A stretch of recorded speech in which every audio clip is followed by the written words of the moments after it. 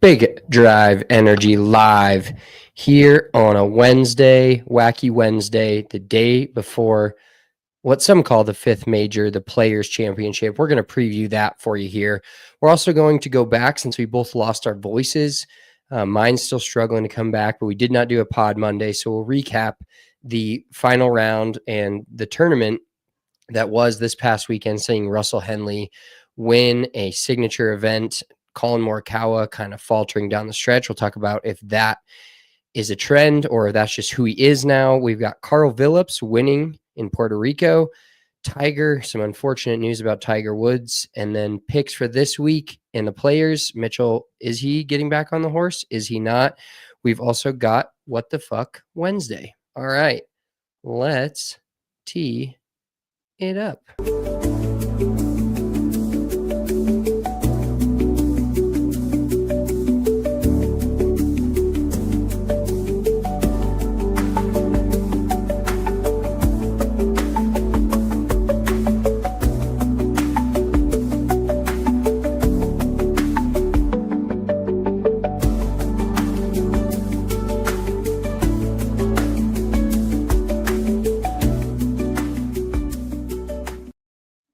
Big Drive Spence and Big Drive Mitch here on a Wednesday with you for Big Drive Energy, part of the Golfer Gang Network. If you guys haven't checked them out, do so. If you're a fan of golf podcasts, they've got a bunch of them out there.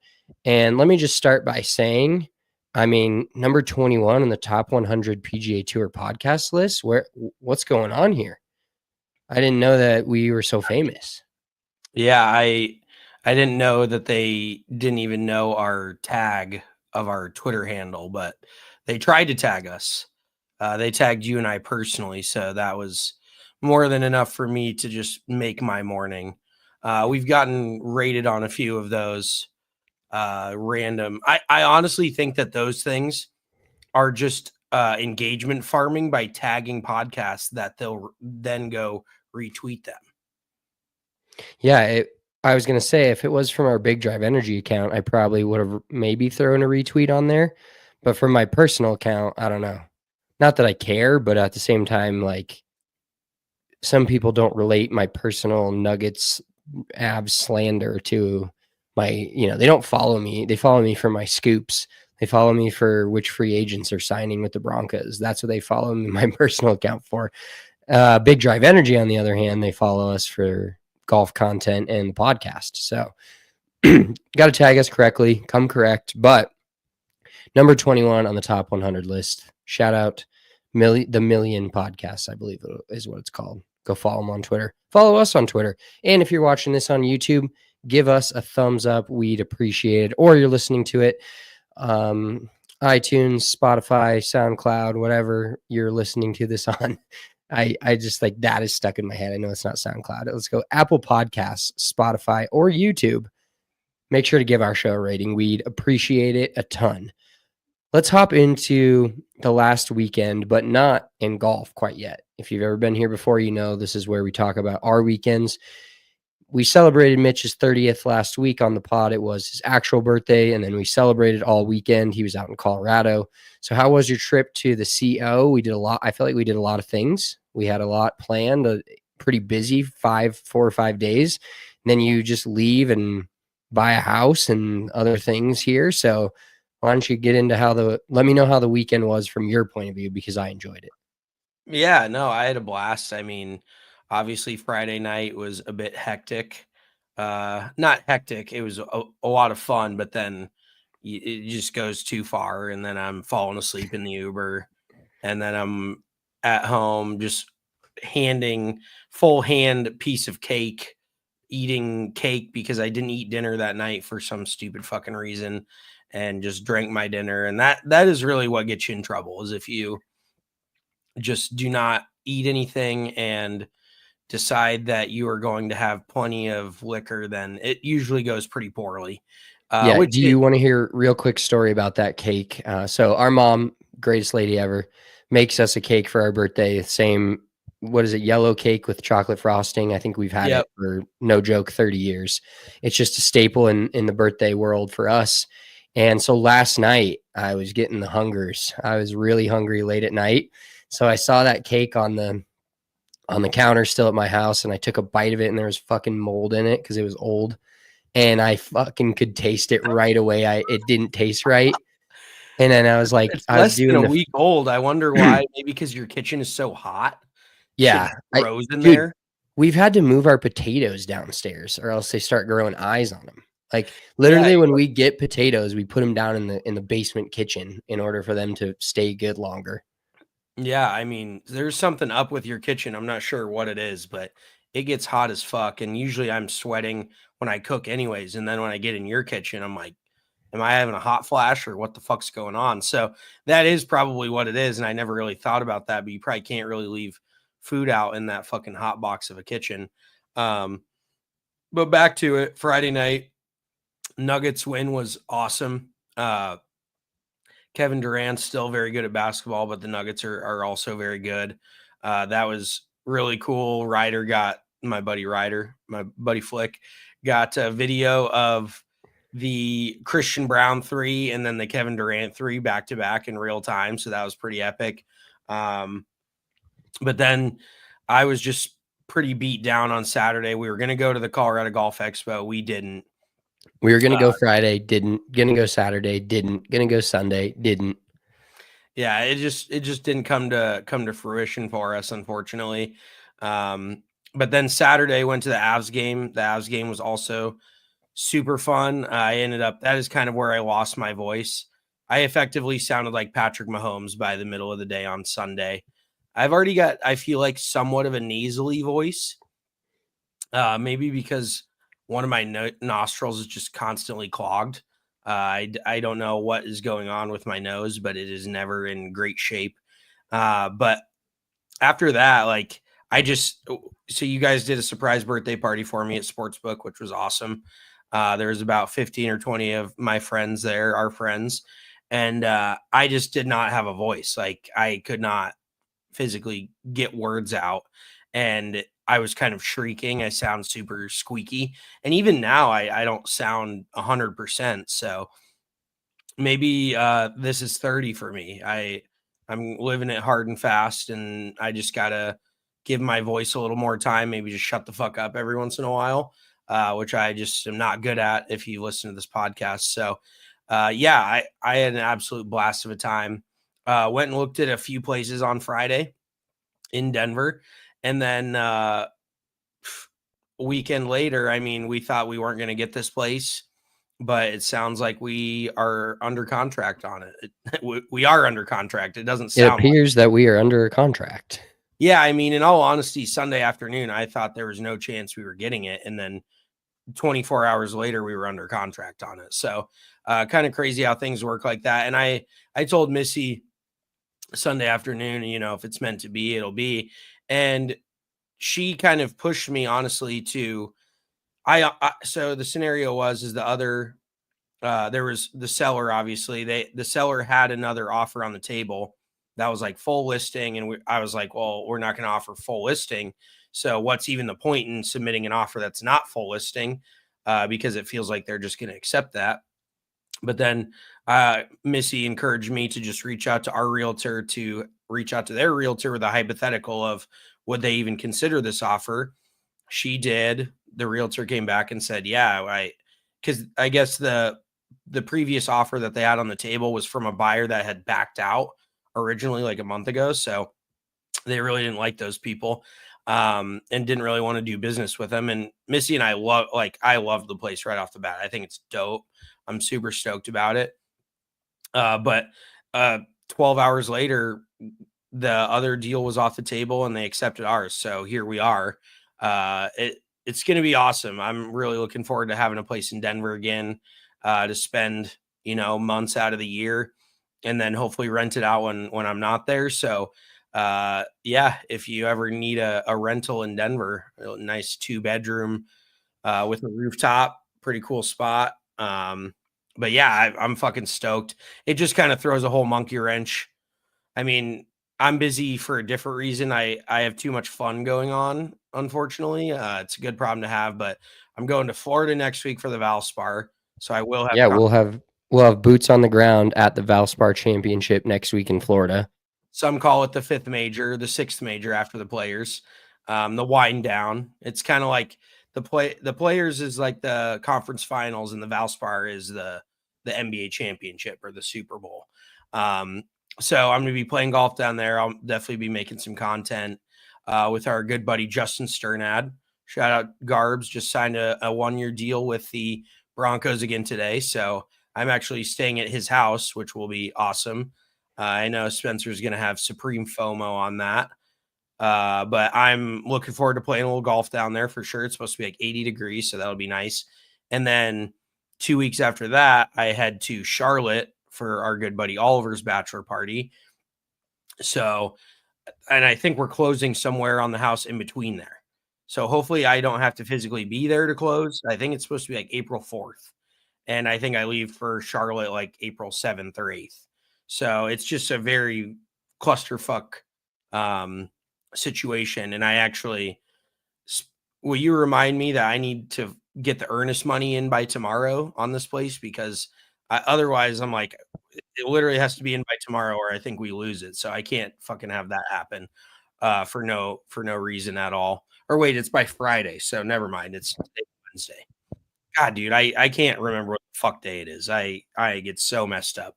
But yeah, that it just adds something else to my schedule. So then luckily I have you to help me move all my shit in that you didn't know you're committed to yet, but you're going to help me. And a few other friends, hopefully, to help move all our shit in. And then we can kind of clean out that storage unit a little bit, maybe move you into a smaller unit. Probably talk about off the pod, but just lots of things working in each other in both of our lives. So it's been busy, it's been great, but now, and the funniest part is this weekend is St. Patty's Day. Which any other weekend, I would be totally good with chilling this weekend. It's not actually St. Patty's Day this weekend, but this is the weekend they celebrate it in Morristown. So Greg and Lauren are coming out from Brooklyn to Morristown to stay the weekend and get a little rowdy on Saturday. And then it's Missy's best friend's birthday. So I'm playing golf on Friday. And then, I mean, it's just round and round we go type of scenario here. So I probably need to conserve my voice a little bit at this point because it's going to be fucking gone again. And then, we're going to do a Sunday afternoon, evening watch along with the Players coming down the stretch. So that's going to be badass. But yeah, just I'll shut the fuck up about myself, but just a lot of moving shit right now. Yeah, make sure you're tuned in Sunday afternoon. We'll check the tee times, but we'll usually start about 3.5 hours after the last group tees off at the Players. So we'll find out what time that is, but we'll be going live here on this same YouTube channel if you're watching this on the YouTube, on the same channel to give you our unadulterated thoughts on the end of the Players. Hopefully we've got a sweat, and one of our guys that we put bets on is going to be in that final group or taking the lead from a different group that Sunday afternoon. So we have something exciting to root for. Hopefully it's not just Scotty running away with it, but actually at this point, that would be almost shocking instead of a foregone conclusion like it has been. And the other thing I did want to touch on that you forgot about, because you went into how busy you are going forward, but we actually did play golf on Monday, which great time. We've been texting about this, but I was like, it ruined my week. Basically, it didn't ruin it, but like that was 4 to 5 hours of a Monday that I probably should have been working, and I wasn't. But what are you going to do when it's 68 degrees in Colorado is play golf in middle of March. And so we went out to Inverness, shout out the Ness, had a great time. Just, there was a lot of things from my round. I'm not going to go shot for shot because I know everybody wants it, but I'm not going to do it. Not today because it was a March round. But overall, I think it's just nice to get out there and really, I texted you this after my league last Thursday, how pissed off I was that I'm never going to be as good of a player as I think I am. And Monday kind of confirmed that to me a little bit, but at the same time, I'm really working on, I'm getting deep in the golf brain here. I'm really working on taking shots for the value of what I thought it was going to be. And like, for instance, on what was it, 17, I believe, I just didn't, it was cart path only, which is a pain in the ass. Sometimes when it's cart path only, like I understand why the course is going to do it. I'm not calling them out, but it's almost easier to walk, especially with the way Inverness is set up. Like there was 5 or 6 holes where you're walking basically the distance of the hole to walk across the hole from where the cart path is to hit your ball and then come back. And God forbid you chip it out and hit a tree and do it again and then need another club and have to go back to your cart again, drive it up another 50 yards. I definitely didn't do that. But God forbid you do that once or twice and you're just walking the entire hole. Back to my story. On 17, I just didn't shoot the right yardage. I got the yardage from the cart and then my ball was so far over, isosceles triangle scenario. It was B squared and I was basically playing it C squared, if you will. And I hit a great shot right over the flag and it's like 40 yards over the green. And like in a round where I'm counting my score, that wouldn't happen. Probably like if you hit one too good and it just goes over the green, sometimes you just have to take it for what it is and say, oh, I just hit it too good. But at that point, I was like, I knew I had the wrong club. I hit it right at the flag. Like, I'm not going to be pissed about that. And I'm not going to be pissed about the 5 or 7 I'm about to make on this hole because I just launched it over the green and virtually out of bounds. But Inverness is going to be a challenge. I've played it obviously a few times, a member there, but I really need to dial in before we get to the member guest there on what clubs I need to hit on what holes, because if I'm hitting my hybrid good, it's fine, but my less than driver off the tee is just not ideal. And then when I'm not hitting that good, it's even less than ideal. So not hitting that in a decent area. So I was kind of struggling because then I'd have a longer distance in and be in the rough and be behind trees. Like it was just pretty frustrating day of ball striking in general for me. Well, here's an idea, and I know that you're not too privy to this, but you could practice like hitting your 5 wood or your hybrid on the driving range. Like actually have range sessions where you don't just hit like wedges and driver. That might help you out. But this is a valid question that I think needs to be brought up because we were talking about it with our buddy, basically our brother, Eric Tuttle. Shout out our boy, Eric. Played with us, had a blast. Would you join a country club or not join a country club specifically because it only has 2 par 5s? And I think that is a valid question because your course only has 2 par 5s, and let's just be honest, par 5s are the most fun hole possible, but I think it's good for your game to have a diversity of more par 4s, and it actually challenges you more. It feels like there's less scoreable holes. So me personally, I wouldn't not become a member at a course that only had 2 5s, but if I had both sides were exactly equal and one course had say 5 par 5s and one course had 2, I would probably lean towards the 5. And coming from me being not a long hitter, that's kind of ironic because I don't really even take that much advantage of the par 5s, relatively speaking. Did wedge a few of them close on Monday and make birdie. But let me get your thoughts on it because obviously you joined the course. You probably were not thinking about it when you joined it. But for you, that's where you make your bread and butter. Like, should we go play a different member guest? Because you're just going to be a fucking sack of potatoes on my back with these long par. I mean, you do play long par 3s well because you're usually hitting like 8 iron from 200 yards while I'm hitting 6 or 5 iron. So, but you give me your thoughts because even I will say too, the 2 par 5s are not easy holes. Like they're not layup quote unquote. You do have to actually lay up, but they're not in basketball terms layups. Like they're 3-shot holes for the most part.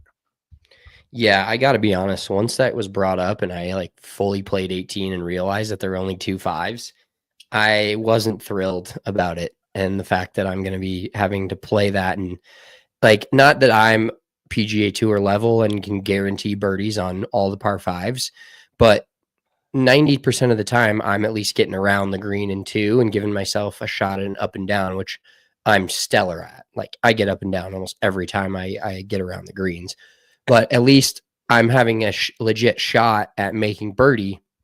And I feel like, dude, it kind of gave me a little bit of regret. I'm not going to lie to you. There's a lot of great things about that golf course and the area around it and the hotel and the restaurants and stuff like that. But yeah, it really kind of sunk into me that I'm not going to be the one positive, for your numbers guy, which I'm always like a numbers guy, is I can shoot 9 over par and I don't have to tell someone I shot 81. I have to tell someone I shot 79. So there's definitely a flip side to that coin, but having 2 par 5s, which you mentioned, number 2 is extremely hard. Like, I haven't played it enough to get very comfortable, but I think I'd have to hit there's probably going to be like 1 out of every 10, and that may be high amount of drives that I'd have to hit on that hole to be in the right spot to consider going for it in 2. Like, it was windy when we started, and we all hit it right in the fairway. Had a little Bermuda triangle of golf balls there, which was great. But I wasn't even sniffing going for the flag because it was uphill. You got to clear a creek. You got to there's probably a maybe 100 to maybe probably like 300, 400 square foot area in the fairway where you will even consider going for that first par 5 and 2. And then the second par 5. And also I will say too, part of it is that the ball is generally below your feet and on a downslope. Like, there's really not a flat lie unless you're up top. And in that case, you have 350 yards in, and you're definitely not going for it. So yeah, even if you did bust one, and unless you can hit it 400 yards all the way down to the flat, but at that point you're going to have a downhill side hill lie, and nobody wants to hit a wood off a downhill side hill lie to an uphill approach. Like, that just doesn't make a whole lot of sense. And go ahead on 16, but then I want to talk about the par 3s as well. Well, yeah, 16 is a nightmare because it's a tighter tee shot than it appears. But even where both of us were, like, I was happy that I was up, but I had to hit a hook 6-iron around trees because I was left of the fairway, and I was still had 90 yards in, 100 yards in. Like, maybe if I hit a really good tee shot, I'll have like 260 in and I can bust hybrid or bust 5 wood and get to the green. But the green's also very tight. There's bunkers all down the left of it. There's a bunker probably 20, 30 yards short right of it. So yeah, my scoring average on the par 5s is going to be a swift 5+. Like, it's going to be above par. Whereas our old home course, it was like the first one was basically a par 4. The second one was hittable, and you could hit driver just as hard as you can because you can go as far right as you want. The third one I basically turned it into a par 4 most of the times as well. And then the last one, if we tipped it all the way out, it was a full on 3-shot hole. But if you didn't, you still had a shot to go for it, even though it was a tight approach shot. So I'm hoping maybe just the comfortability of the course. If I play it, my goal is to play at least once a week for the next, till it snows again next year or next fall or whatever.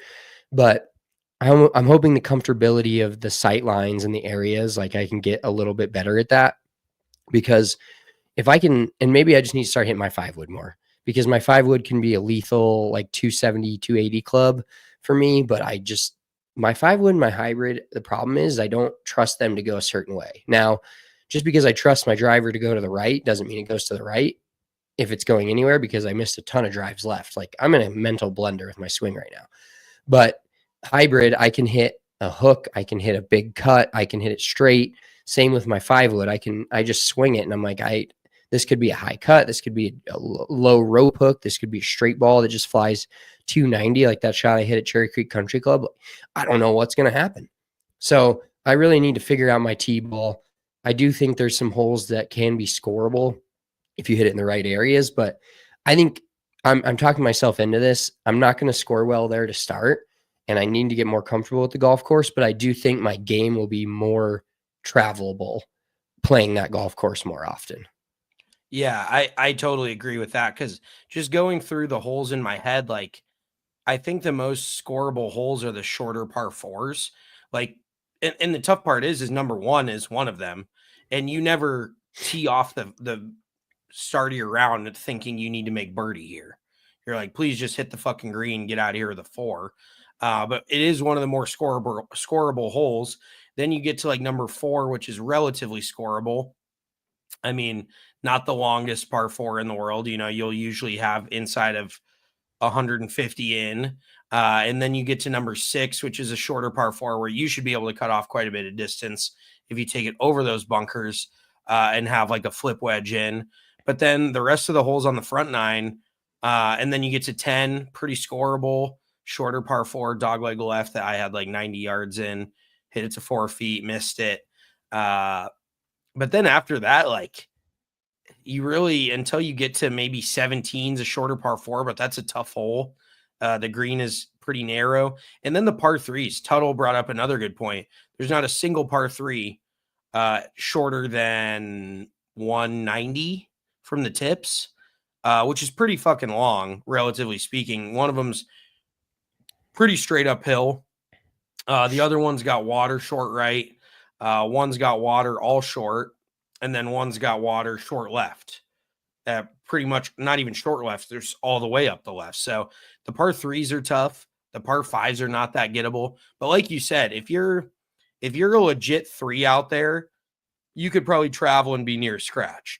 Whereas there's other courses, I would even say our old home course didn't quite travel as well because you could find a lot of your tee balls. And I guess maybe it's just different because we know exactly where to hit it. And maybe with Inverness, once you get more dialed in, like you said, on your lines and shit, you'll feel better. But there's really just not as much room for error there. You really can't take a shot off. You got to be pretty dialed in. You can't just be blowing it all over the place unless there's another hole. There's a few areas where you can hit a tee shot so far in one direction that it's on another hole, which I've seen you do before. So maybe you need That's to take in my advantage bag of for that. sure.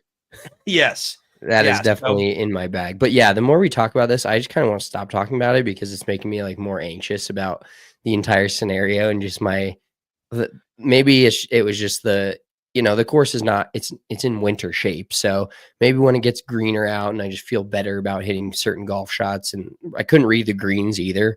You left everything short, which at least you had an issue that carried.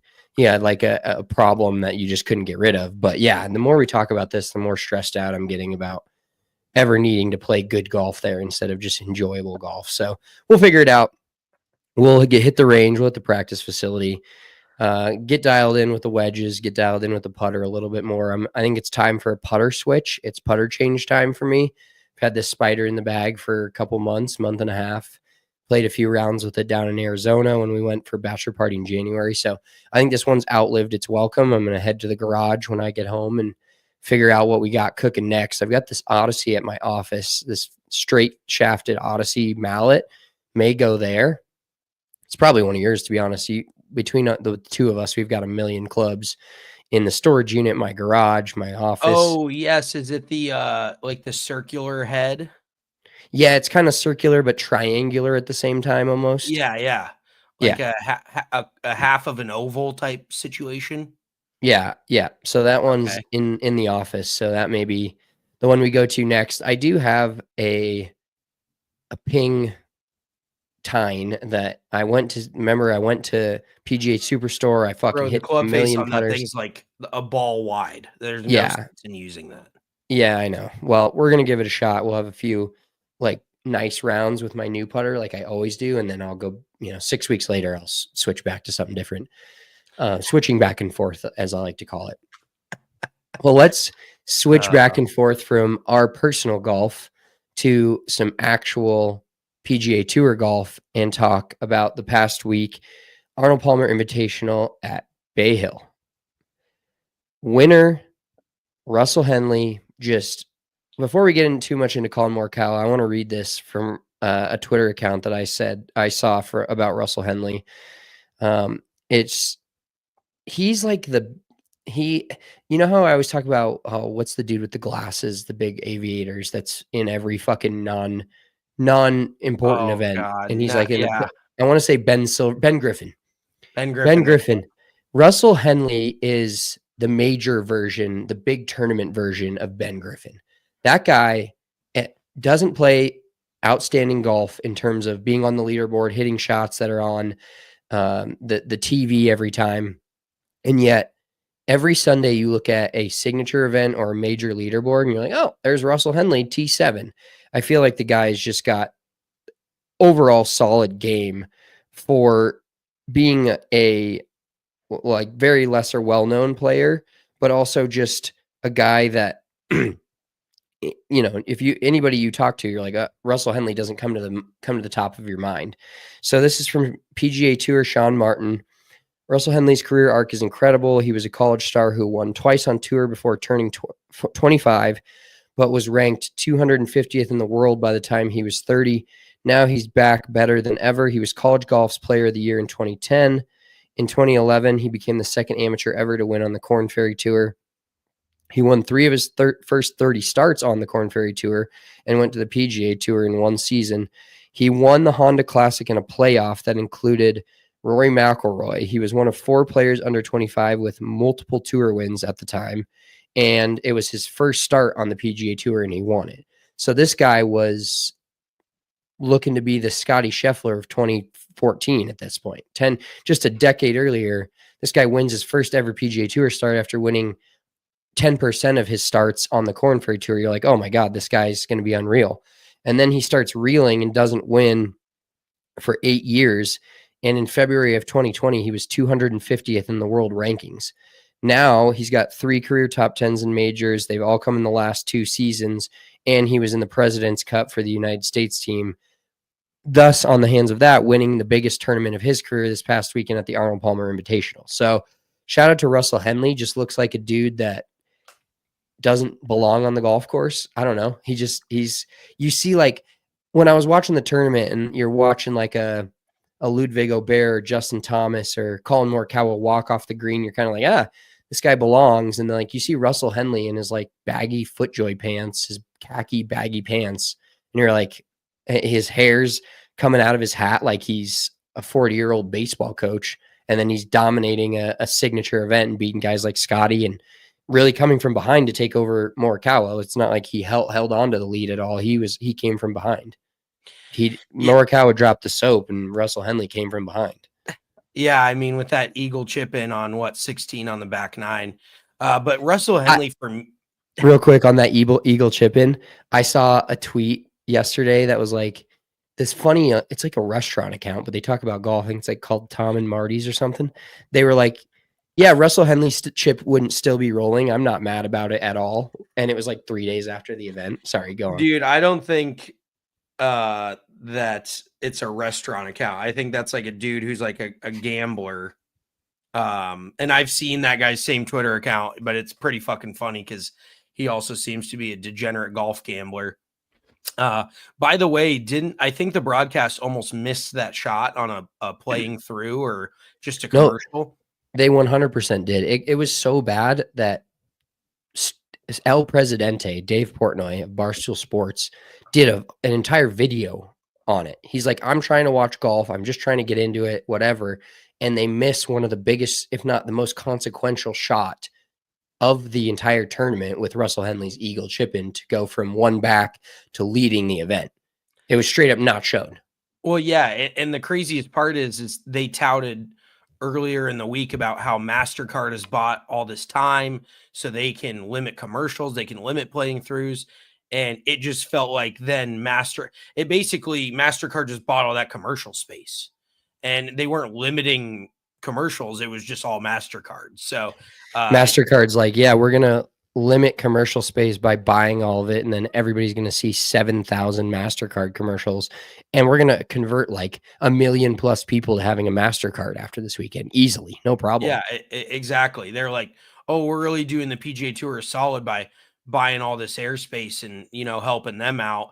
And then they got that push by all the media saying that MasterCard bought all this TV time to help out the PGA Tour. So they're getting the positive pub there.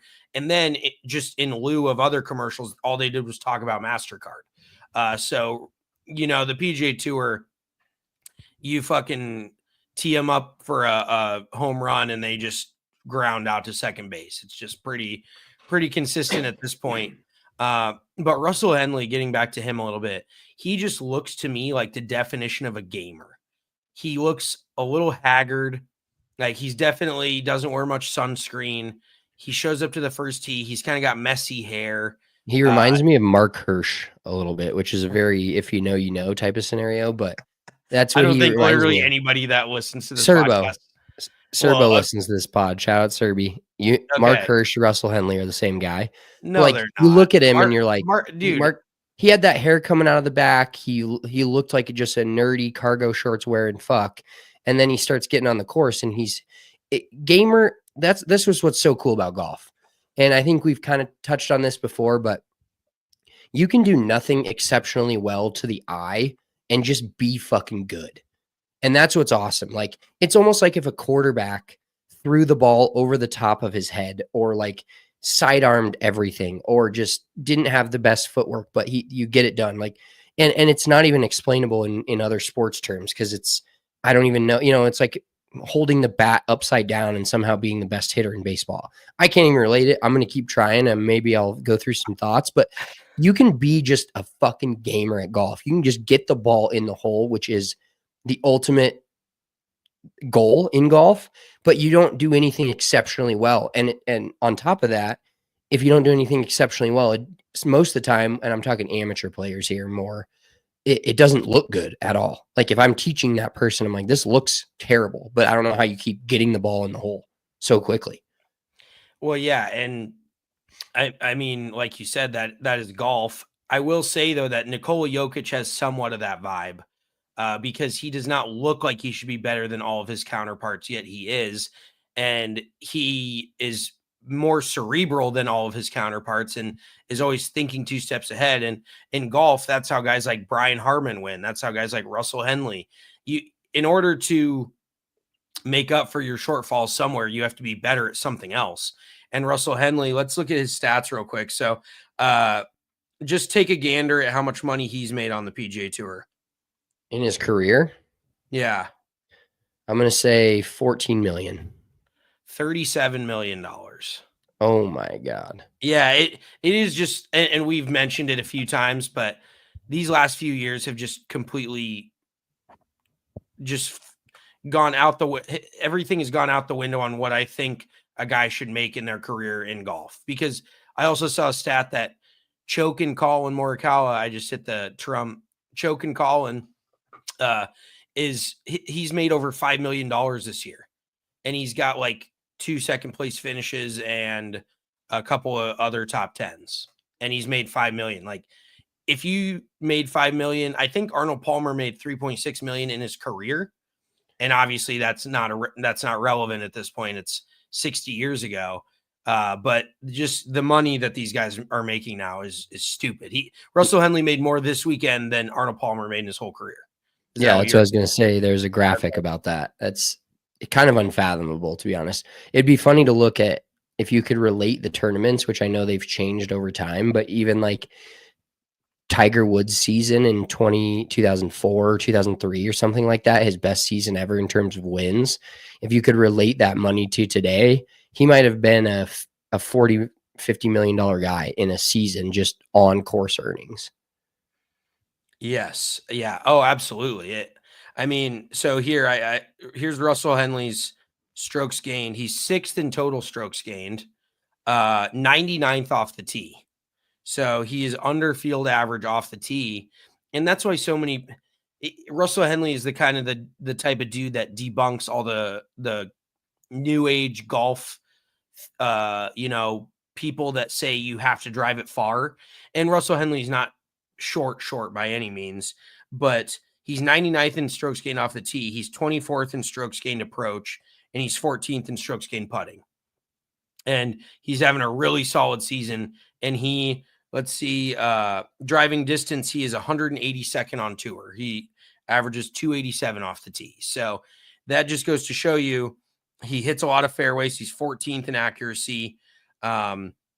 Proximity, he's 6th. There's a lot of other, shockingly enough, scrambling from the rough, he's 116th on tour, which is kind of surprising because it feels like he would be very good in that category. But then he just makes up for it with putting average. He averages 1.68 putts per hole.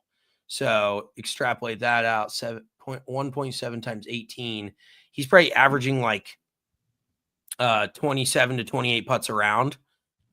pretty fucking good, So Russell Henley is just one of those dudes that gets the ball in the hole. It's not glamorous. He does have a very repeatable swing. Like when he follows through, he just throws the club over his shoulder, and it just feels like his follow through never looks different. Like if you did one of those videos where you covered the golfer up and you just did a video of his swing with a blank player, I could tell you it was Russell Henley's golf swing, because it is just super, super repeatable. And he just seems like a mentally tough dude. I will say that he has hosed me a few times, because coming down the stretch, he hasn't always finished. But for him to get his biggest career victory, and this year he has 6 starts and he has 4 top 10s in 6 starts. So let's just say he's playing some pretty damn good golf this year. And he could be one of the dudes that you low key find contending at a major this year. You never know. Like, he just has that kind of game that gets the ball in the hole, maybe at a US Open where distance, really doesn't matter. And you got to hit a lot of fairways and you got to putt the ball well. I may have just found my US Open sleeper pick because I just kind of talked myself into it there. But yeah, it just, everything he does equates to good golf. Just none of it looks glamorous on TV. So, which is, I'm sure the PGA Tour and TV hates him because he just doesn't, just like they hate Nikola Jokic. The national media doesn't want to talk about Jokic because it's not flashy. It's not jump off the page, but it just ends up being very good. Yeah, and speaking to Russell Henley and being a major pick, they said this on the broadcast probably too many times, but it really does ring true, is he's not a guy that's going to go out and win a tournament like the John Deere Classic where you're making 50 birdies in a weekend, but he plays good on the tough golf courses. And I think I saw a stat somewhere basically kind of endorsing that fact of how good he plays the tougher golf courses on tour, but he also hits it like further than only 6 guys on the entire PGA Tour in terms of distance. So he just nuts up and gets tough when the going gets tough, he gets going. And majors and tournaments like this, where a signature event doesn't necessarily mean tough golf course, but this week it did. And you see guys I mean, I think he won at 11 under. So that's, guy shoots 3 under every day, he's winning this event. So it was a tough golf course, a lot of wind, and Russell Henley just showed up and showed out. But that leaves us to get to the point of the guy that basically should have won the tournament. I think there was a point on Sunday where we no joke, we're like, yeah, he's going to run away with it. Or I don't know if I said it out loud to you, but I thought it to myself. I was checking the score, and Collin, I think, was up at that point. I think he was 11 under, and I think Russell was only 8 under. And Collin Morikawa just doesn't get it done again. And I guess he had a quote. I just saw this. He had a quote that he said, I don't owe anyone anything, because he skipped out on media after the event. Oh, wow. We got salty Collin. Yeah. I mean, maybe it's starting to get to him a little bit because he came out so hot early in his career. Everybody is so quick to name someone the next Tiger. Who's going to be the next Tiger? And Hand up. I do our that. our buddy RK is just all over Collin Morikawa. I mean, he was on him early, and so I guess you kind of got to ride with the guys that there's a few signature victories in your life if you're a gambler that you'll remember forever, and I think RK hit on a few of those, so that definitely helps. But if we're talking about it in terms of like a stock market, ever since Collin won those majors, I have shorted his stock. We talked about him last year. I don't think the dude's ever going to win another major. His iron play is ridiculously good, but when he was winning the 2 majors, his putter was also very good, and that seems to be what's kind of fallen off. And he's never been that impressive off the tee. It's always been about his approach. So, if you're hitting it into 5-6 feet, but you're not making 5 or 6 footers, you're kind of fucked. And yeah, he is definitely getting that feel now of being somewhat of a choker. And when you get that label, it becomes self-perpetuating, where you start thinking about it and it starts becoming a proverbial monkey on your back, that every time he's coming down the stretch with a lead, you can't tell me he's not thinking of that shit. And then it just ruminates within him and turns into something bigger. So he definitely needs to get a win in some form or fashion just to kind of get over the hump. But I also want to talk about my betting pick, finish in the top 10, made like 120 bucks off him. Don't unit shame me. But Shane Lowry also had a good case to win that tournament until he made 2 double bogeys. I think he shot 40 on the back 9 on Saturday, 39 or 40. He was tied for the lead all weekend. He was tied. Wait, one or two. Did he have the lead on Friday? I think he had the lead after 2 days. Yeah. That's the second time in a row at Bay Hill that he's had the lead going into the weekend and has not finished. Well, and similar to Morikawa, Shane Lowry played so well on Friday, and I've watched a lot of golf in my life, and you can tell when a dude looks like they're supposed to shoot even par and they shoot 5 under. Like it kind of felt like Shane Lowry did on Friday. And so maybe I should start betting this if I can get on this trend, betting they're over on the next round, because you kind of feel like water finds its level a little bit. Like Collin had the best day by far of anybody on Saturday. He shot up the leaderboard on Saturday, ended up leading going into Sunday, but it didn't feel like he should have shot that low. Maybe I could be wrong, but that was just with an eye test type thing where you see dudes hitting shots and that obviously they have it in them, but that's just not their everyday game. Like Shane Lowry is not that great of a ball striker. And let me tell you, I fucking witnessed it firsthand this week. Like he hit a few drives just 80 yards offline, like pretty I don't even know what word I'm trying to say. Insane. There we go. I was going to say crazy and insane. He hit the last straw for me was, and I'll just get into my betting sorrows. I'm obviously rooting for him to win. And on the back 9 on Saturday, he hit 2 irons off the tee so poorly that he had to lay up on par 4s. That's generally either that's mismanagement of the club you're hitting, because if you hit a club, so like obviously you don't plan on hitting it poorly, but why are you possibly hitting a club that if you hit it bad, you legitimately have to lay up? And don't get me wrong, Arnold, the golf course, Bay Hill, was playing very challenging. It was windy. It was not for the faint of heart out there. But then why don't you have a little bit better strategy about let's hit it in this spot and at least, we can maybe have a shot at the green on a par 4.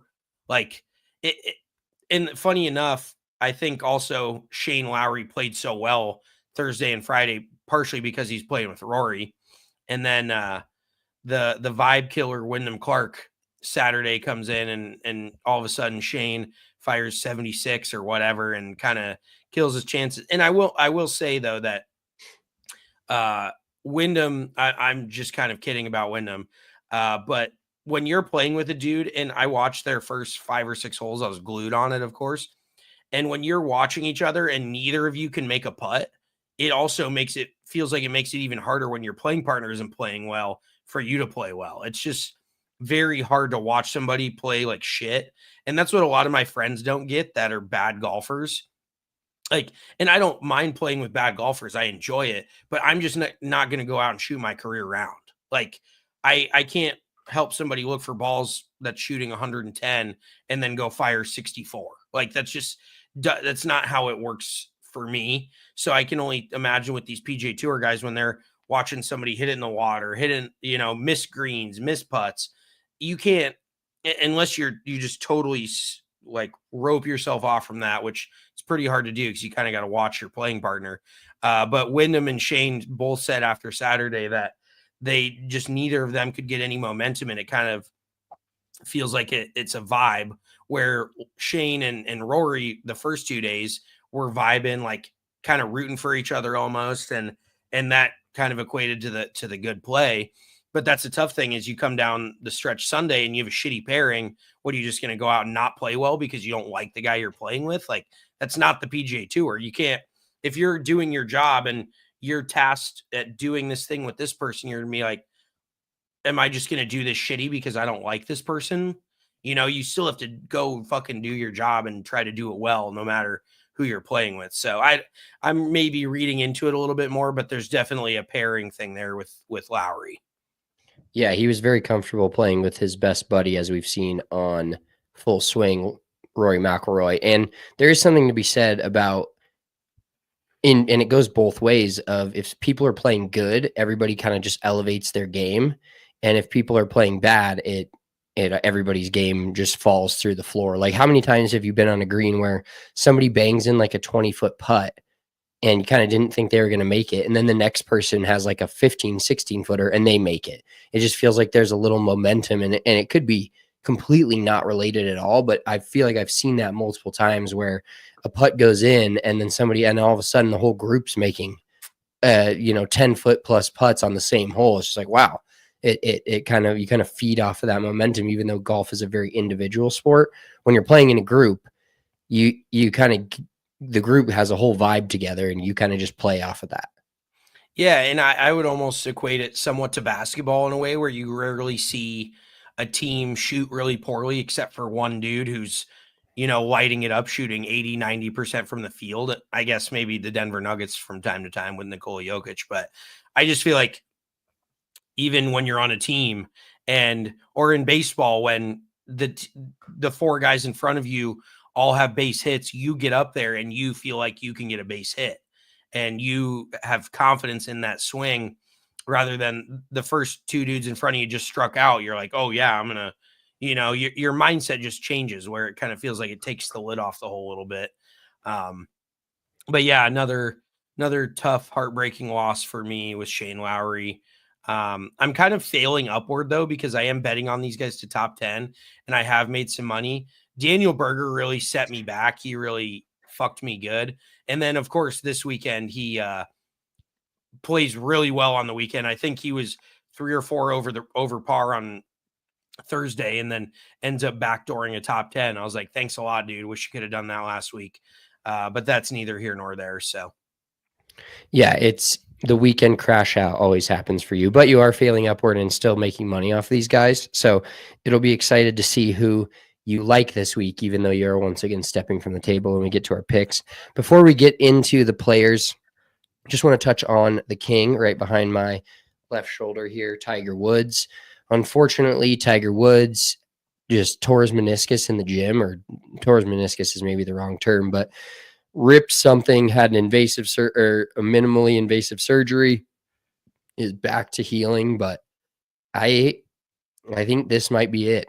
I think this might be the one. Like, he was already kind of getting back, but couldn't walk these places. He withdrew earlier from the Genesis. I think it's more of whether he wants to admit this or not, because he won't. He said it a million times, I enter a tournament to win it. I think every tournament he plays when he actually comes back from this, if he does, is a swan song scenario. It's not to win the event. It's he wants to show everybody that he can still go out there and play. There's going to be zero chance of him actually winning the event, probably a less than 25% chance of him making the cut. And it's kind of just over, I think. Like, he's going to try to prove it to himself, but he's about to turn 50. He's about to really go over the hill if he hasn't gone over a million hills already in his career. But I really do think that we've seen the last of a competitive, legitimately competitive Tiger Woods. Yeah. Oh, I agree. And this might be a hot take here, so bear with me, but I am of the mindset that athletes should go out on top when everybody thinks they're still able to do it. I think Tiger should have retired after the 2019 Masters. I think that should have been his swan song, his 15th major. He had been through so much physically, so much mentally. I think he should have hung him up after that. And Shannon Sharp said it perfectly. He said when he retired, he still wanted everybody to think that he could do it, even though he knew he couldn't. And you watch athletes like Kobe Bryant, or I would say, relatively speaking, Peyton Manning. And Peyton kind of got out at the right time, but Kobe stuck around to the point where you kind of remember those last few years that were not good. He was flat out a kind of a negative aspect of his team, kind of bringing everybody else down. And obviously he's a legend. You're not going to boot him, but that's the toughest thing about these athletes is they don't they're so good that mentally they think they can still be there, and they know that they're mentally capable. Just their body breaks down on them. And for Tiger, that truly is the case. Like, I think that if he ever comes back, if the PGA Tour ever wanted to do something cool, which you'd think they would because they care about ratings, if Tiger Woods can only play with a golf cart, give Tiger Woods a fucking golf cart. I know they've shut down John Daly. They've shut down multiple other players. They gave Casey Martin a golf cart back at that U.S. Open, I think at Olympic Club, over a decade ago. Webb Simpson won. But give Tiger Woods a fucking golf cart at Augusta. Wouldn't that be the most funny thing ever? But would you rather have Tiger Woods fucking limping around Augusta in a golf cart still hitting golf shots, or would you rather not have him at all? Because I think Augusta would rather have him, PGA Tour, all the TV ratings, all the networks. They would much rather have Tiger at Augusta doing anything than not being there at all. So if the PGA Tour wants to do something cool, give that motherfucker a golf cart and just send him out there and be like, go shoot 75. But another thing I will, unfortunately, I know so many of our generation of people love Tiger Woods. You grew up, that's kind of initially what hooked you, is watching Tiger. But I'm at the point where and this sound, no ill will against the guy, I'm almost glad he's not playing, because he wasn't going to compete. He wasn't going to be in contention, but the TV networks were going to show 100% of his shots. There was going to be fucking ESPN, ESPN Plus coverage strictly dedicated to the guy. There's going to be apps strictly dedicated to his scoring. He's going to be hogging airtime like he always does, and that's not his fault. That's TV's fault. But I'm almost glad now that we can just highlight the golf for what it is, not just watch it, following Tiger around for him to shoot 78. Like, that's kind of depressing. So, long story short, if Tiger knows what's good for him, he'll come tee it up at the Masters. He'll tee it up at probably not even the U.S. Open. He might tear in two if he tries to hit one out of the fucking rough. But then maybe, come back for the British Open. That's an easy walk, or golf cart, depending. But yeah, it's tough, man. To watch a guy go down this route. And the crazy part is like, him and Phil Mickelson had this battle going for years, and Tiger always beat Phil. It felt like Phil was always number two, and Phil is now actually in the prime of his career, and Tiger's body is not he's in the best physical shape. He's not in the prime of his career, but he's in his best physical shape, and Tiger's body is essentially turning on him. So maybe it just goes to show you start out chubby and then you get skinny later. You don't get skinny and get cut early and then let your body do all the wear and tear. You can't pull fat, is the old saying. So maybe I'm just advocating for myself at this point. Yeah, it's like if you let Secretariat go run in the Kentucky Derby and he's like a full lap behind everyone, everybody's kind of cheering, but it's also sad. I think that's kind of the scenario. Yeah, I am as well glad, just because we don't have to. Even if he comes back and it's a swan song and they're showing him that, it'll be kind of fun to watch him hit golf shots. But I think the realistic capability of him winning a tournament is out the window for the PGA Tour. Knows that, Tiger knows that, so they won't cover it like he could actually do that. Because I'll be honest, I could be completely wrong here, and he could prove me wrong and come back and win a tournament in 2025, 26, having his kid around, and his kid potentially being on the PGA Tour. He can do the whole LeBron James thing. But I don't think that he realizes that he can't do it anymore, because he's so sick in the head from just being that high level of an athlete. I don't think he'll ever be able to turn it off. Maybe he internally can, but I don't think he can. He'll never say that. He's going to enter every tournament to win it, and he's never going to play on the Champions Tour, which just kind of sucks, which I get. But can you imagine the ratings, the Champions Tour boards, please God, just fucking come tee it up just a few times. Just come out here and play the Cologuard Classic, fucking, some shit like that. Well, dude, yeah. I mean, do you remember when Phil played 3 Champions Tour events and won all of them by a hefty margin? Tiger you put Tiger in one of those golf carts that you literally pull up to the ball, you don't use your legs, like he's strapped into the side of a cart, he could probably still compete on the Champions Tour, just upper body, just all upper body. Put him in one of those golf carts, drive him around. And I've seen people hit it very good from that position. So I'm obviously kidding, but it's one of those where how is the golf world going to milk Tiger for everything now that he's no longer a competitive golfer? Like what are they going to do? What, they're probably going to rename golf tournaments after him. They're going to get him wherever he can be, which I don't blame them for. And he's a great golf mind, and he's obviously still very mentally capable. Like we're not talking about fucking Jack Nicklaus here, who's in his 80s. But the golf world, it's just going to be entertaining over these next handful of years to see how they inject Tiger into every single thing that they do. Yeah. One quick thing, injecting Tiger into a different scenario. We talked about this with Karl Vilips. We mentioned it on the intro, but wanted to give him a quick shout out, winning his first ever PGA Tour event this weekend at the Puerto Rico Open. And we've said it multiple times, but opposite field events give players like this a chance to win. Now, Vilips is in a different mindset because he's a younger player with a potentially bright future. He's not like a 35-year-old that's been hitting out of his van for a couple months and randomly wins a PGA Tour event and now gets status. It's not that cool of a story, relatively speaking. But Karl Vilips is the guy that just signed with Sunday Red, Tiger Woods' clothing company.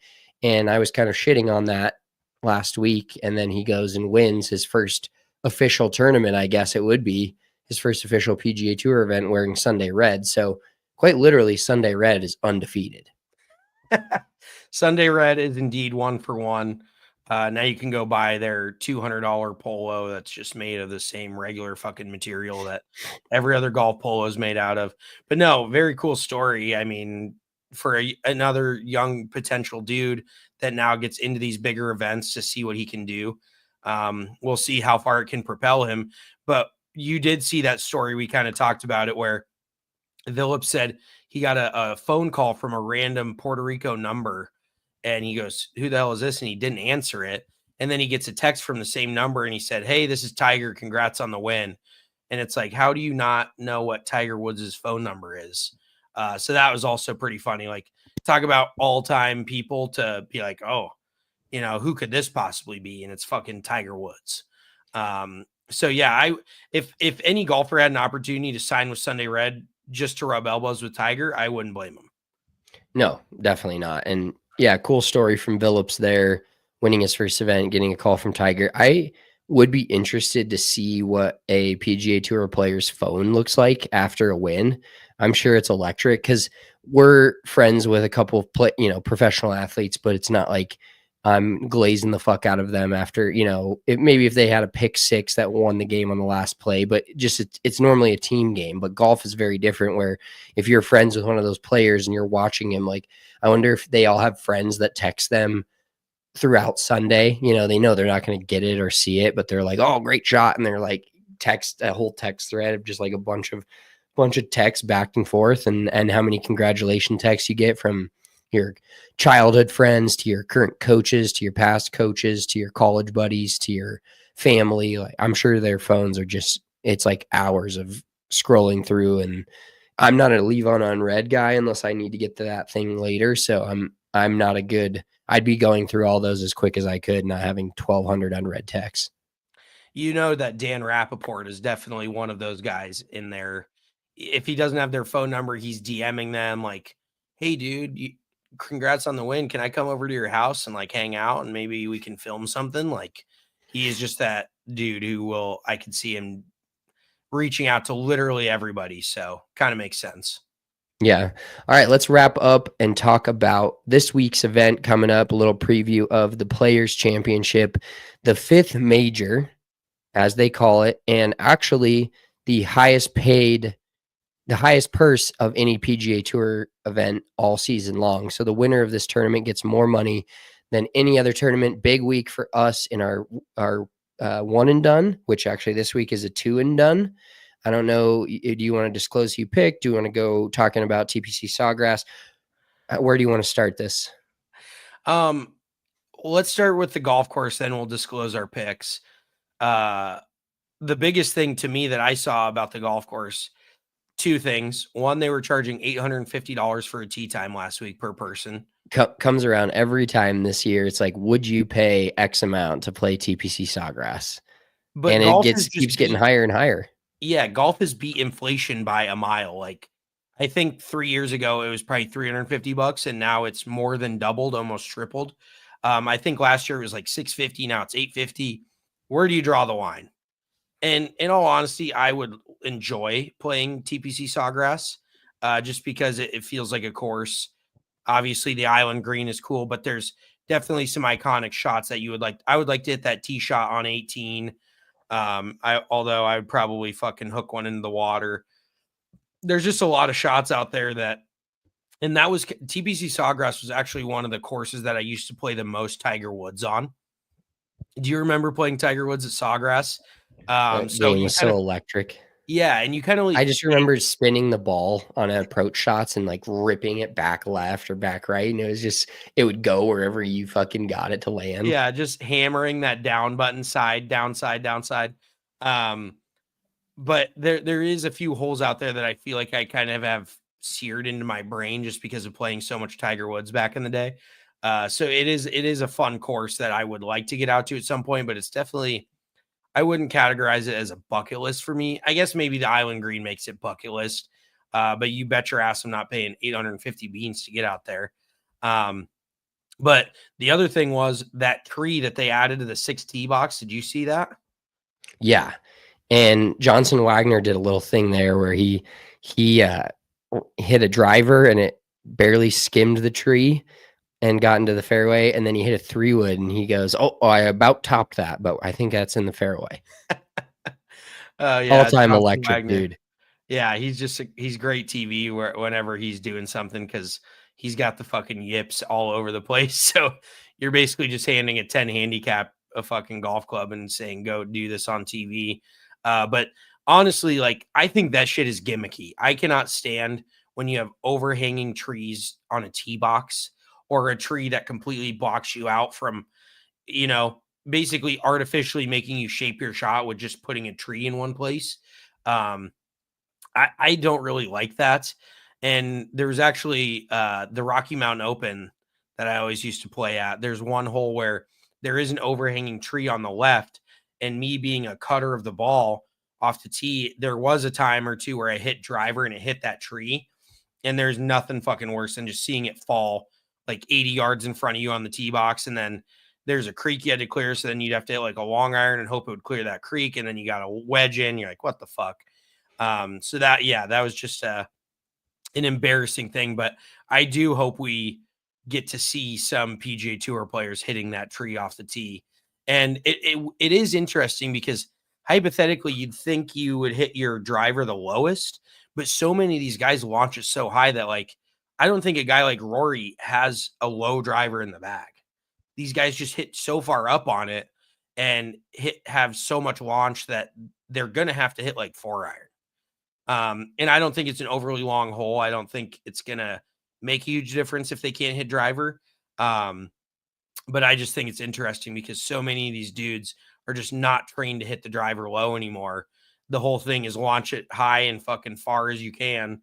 And then they just throw a tree in front of this tee box. I'm like, yeah, just stick it to them. They're probably going to show 100% of the shots that hit that tree because of how much it's been talked about. But give me your put on your bookie hat for a second and give me your best over under on how many times that tree gets hit solidly this week. I would say I'd say a dozen. Okay, I was in the 5.5, 6.5 range, so you're a little higher than me. But I do think that with how much discourse has gone on regarding the tree itself, that no matter what, they're going to be playing through to somebody hitting the tree and miss somebody making eagle. Yeah. Oh, 100%. They're going to eat that up on the coverage. I did see a clip with Colton Oast that I thought was pretty interesting. He was talking about how TPC Sawgrass, you actually get rewarded for being more aggressive and kind of testing the hazards and hitting it towards the hazards rather than away from the hazards.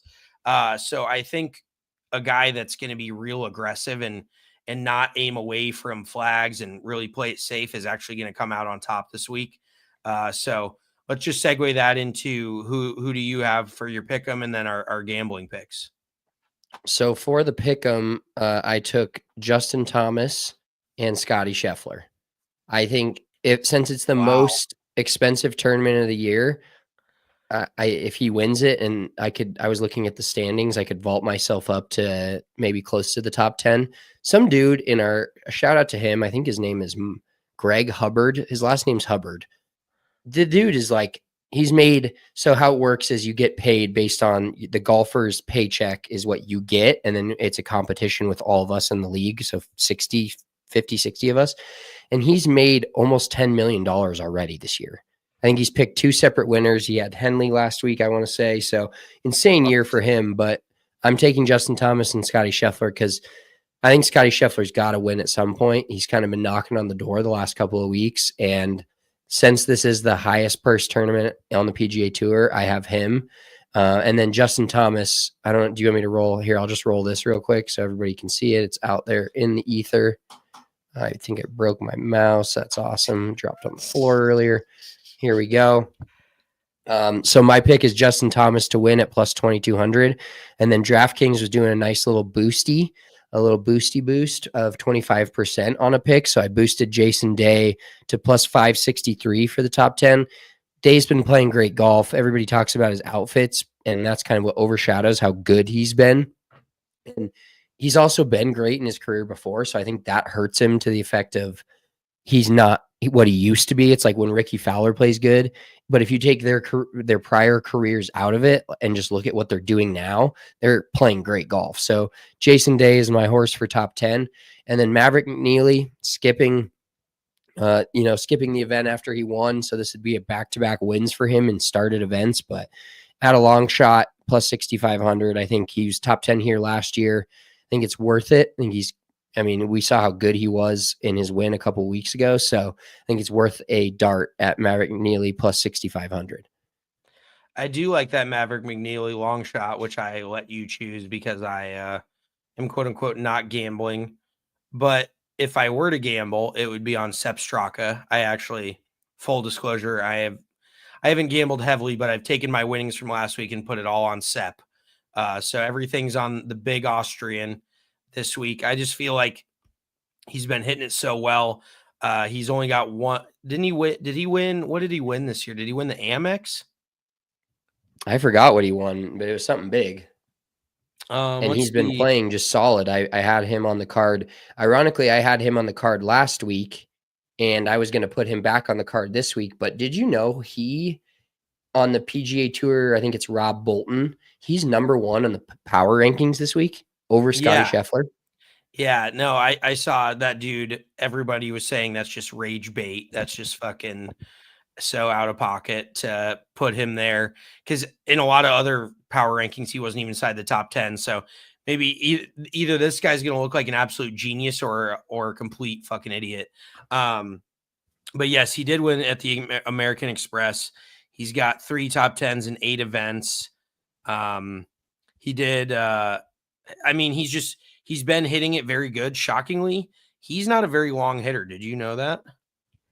No, where is he? Mid tour level on driving distance? He's only 295. He's ranked 151st in driving distance for a dude. And he is great approach to the green. He's one of the tops because he's 9th overall in strokes gained, 9th in approach to the green, 62nd off the tee, and 50th putting. But for a dude that stands at 6'3" and weighs 235, you'd like to think he'd be able to get it out there a little bit more than your average PGA Tour player. But I still just like the guy's game. I think he's got the ability to go low. We saw it last year at the John Deere, the Amex this year. I don't know if he's got a win yet at a really tough golf course. So that will kind of be a test this week. And so he's in my pick'em, my one and done. And then I also took Hideki Matsuyama this week. I know he's had some good finishes at the Players.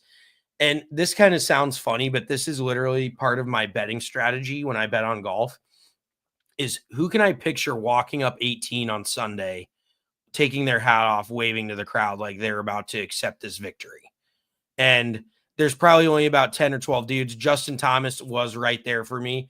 I do feel like his game is trending in the right direction, so I wouldn't be shocked if he plays well this week. But Hideki is low-key a dude that I maybe wish I did pick him in the one and done, but I kind of wish. And it's one of those where once you take your hand off the chess piece, you regret it. But right when I bet on Sepp, I was like, fuck, I really do like Hideki. So we'll see.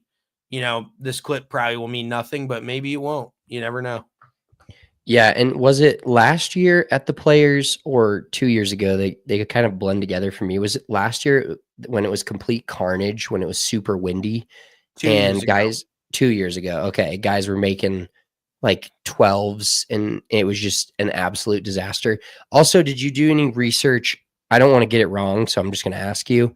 I think it's 14 of the last 16 PM AM tee times, or AM PM maybe. I don't know what. AM PM was the last 14, the last 16 winners.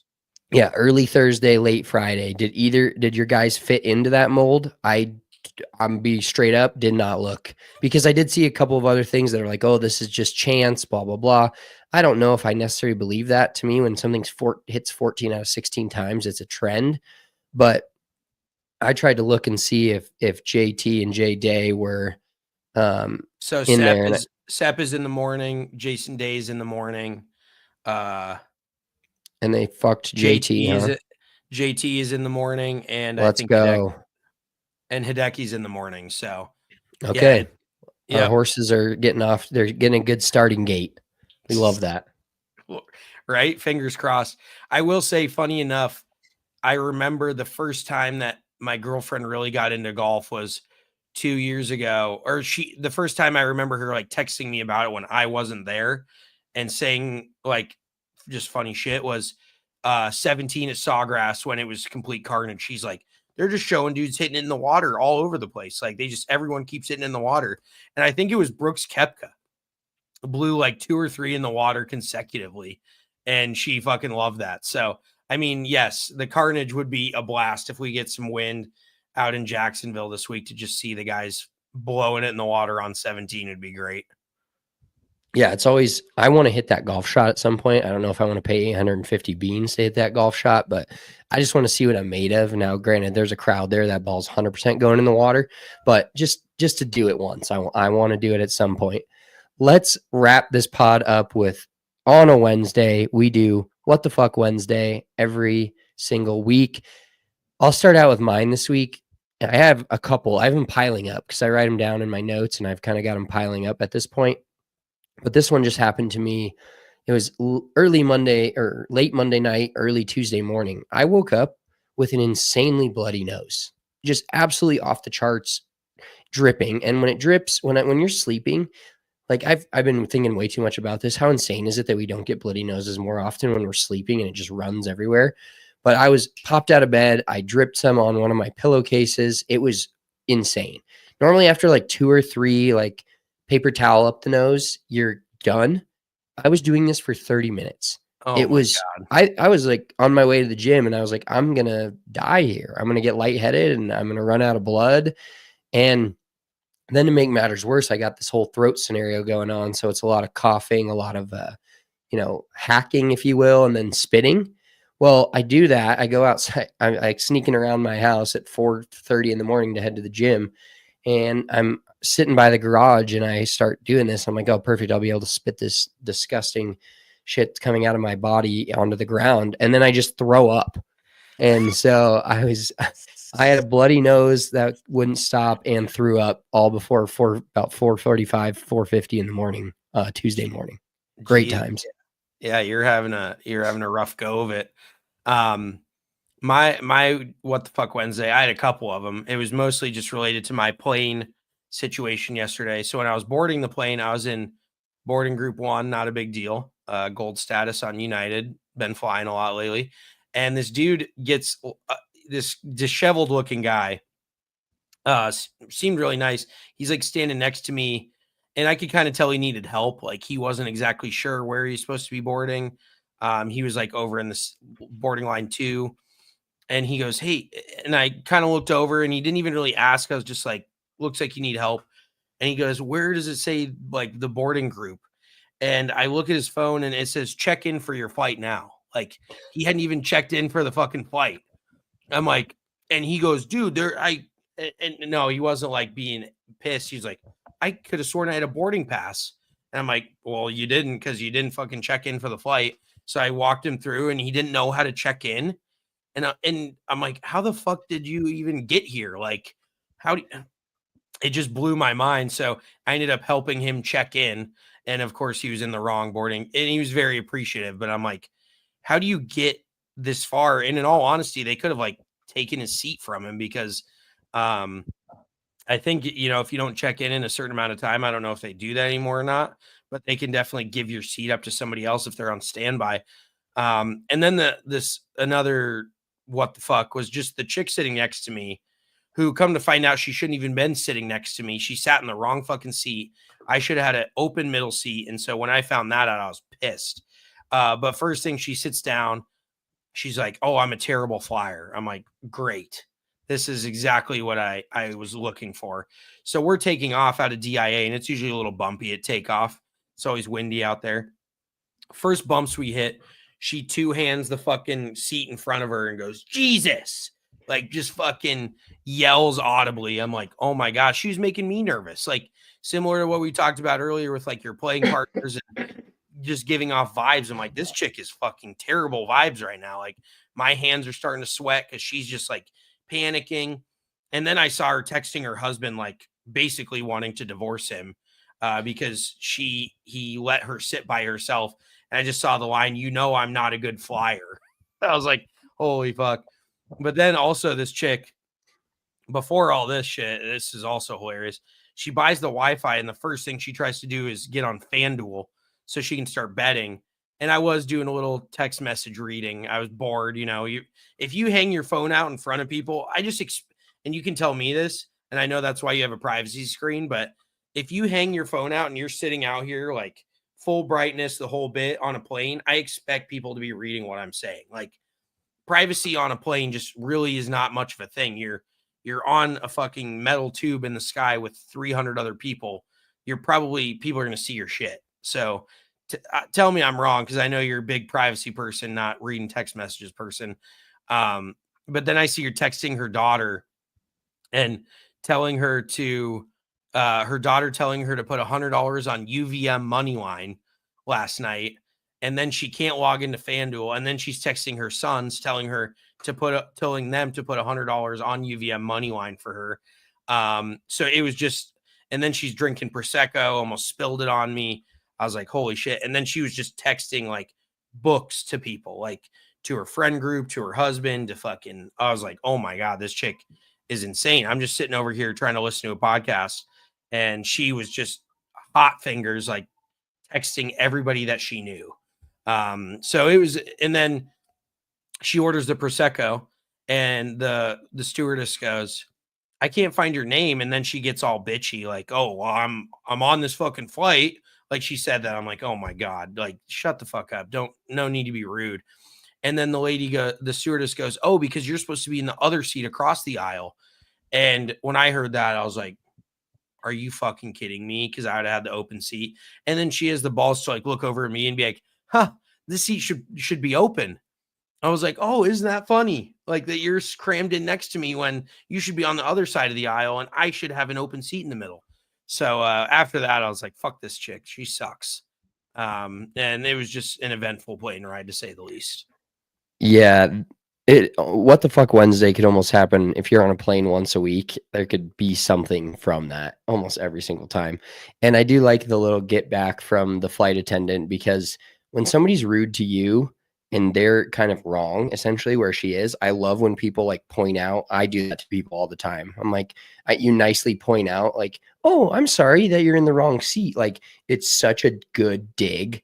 Like they're not, and you can't call it a dig, because you can just, as that lady, you're like, "Well, I'm in the wrong seat." And she was trying to be maybe nice about it, but I know that flight attendant got a little bit of a good feeling out of just being like, "Yeah, well, no wonder, because you're in the wrong seat, you fucking idiot." Exactly, and I'm glad she shot back at her, and then she kind of obviously was humbled at that point and kind of turtled. I'm like, yeah, you. And the funniest part was, is I checked. I'm kind of neurotic like this. I'll check the seat map like 5 minutes before we board just to see if, because I always sit on the aisle, and usually in economy plus there's a lot of middle seats open. And 5 minutes before we boarded, that was an open seat. Oh, so you like had an inkling that you might have an open seat. I Yes. fucking hate to see that. Oh, that was the worst part. Like, I always expected to be a full flight, but then 5 minutes before, and you see there's an open seat, and you're like, no, like, and then she goes, yeah, I just upgraded my ticket. Like, and then she's like, yeah, I just upgraded my ticket at the desk. And she's like, I really do hate the middle seat though. I'm like, well, why'd you fucking upgrade your ticket then, lady? Like, and then 5 minutes in, she turns to me. There's this other chick on the window. She turns to me and goes, I really do need the window seat because I can't not fly with the window closed like this. Like, and I'm like, bitch, say something to the fucking lady that's sitting on the window and ask her to open it for you. Like, why are you talking to me about how you need the window open over here? It was just, I genuinely am nice to most people. Like, my thought process is, if I don't know somebody, I have no reason to be a dick to them until you're like a dick to me. She was fucking terrible. I was like, I don't even want to talk to this fucking lady. She was just the worst. Yeah, that cut down your plane talk time significantly right off the bat with her And attitude. I like making friends on planes. Like, that's a good fucking spot to make friends. I've made plenty of them, but with her, I'm like, I hope UVM fucking gets buried. I hope I they hope lose by 40. UVM loses. I hope they lose on a buzzer beater. That might hurt worse. But if she's not watching it, then maybe she won't be as. No, if you're dialed in the whole game and you lose on a buzzer beater, that's way worse than just getting blown out. That's how you know you're a degenerate when you, and this is a 60-year-old white woman. Like, you have no access to even check the score, and you want the action. You're like, yep, $100 on UVM. Can't watch it. Can't fucking check it. It's just like, you're just fucking spraying action blindly out there. Yeah, that's crazy work. Your daughter told you to take it. Like, what? Who fuck? Oh my god! It's just it is, sports betting is hilarious. Like, they truly do have people fucking brainwashed at this point. Yeah, couldn't be me. Couldn't be me. All right, that wraps up this week of Big Drive Energy. Catch us on Sunday afternoon, same place, YouTube, and we'll post the audio afterwards Sunday night at some point. But come join us live on the YouTube. Hop in the comments. Let's talk some golf. We're gonna have a big event. Collin Morikawa's caddy just made an ace on 17. Could that be a harbinger of things to come for him this week? Oh wow. Speaking of caddies doing things real quick before we get out of here, did you see the LIV Singapore this week? They have a champions dinner, which is literally just Brooks Koepka and one other person at this point. And the person that curated the whole menu is Brooks Koepka's caddy. So I don't know if he's also his personal chef. I don't know what the fuck they got going on over there, but there's a little tidbit for you to send you on your way on this happy Wednesday. Make sure you're tuning in on Sunday afternoon. Come join us live. Hopefully we're sweating out a JT or a Hideki or a Jason Day or a little Sepp Straka on Sunday. Always makes it more fun for us, makes it more fun for the viewers. Watching Mitchell do his weekend crash out live on the Big Drive Energy YouTube. Follow us on all the socials at Big Drive Energy, Big Drive Energy Golf on Instagram. We will talk to you guys on Sunday afternoon. Peace. I can't do this with a dead voice.